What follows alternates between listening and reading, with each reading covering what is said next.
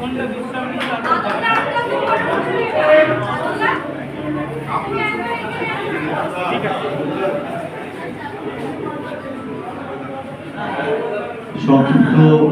আকারে আজকের অনুষ্ঠানকে সম্বোধিত করার জন্য নির্মাল্য চক্রবর্তী মশাইয়ের অনুরোধ।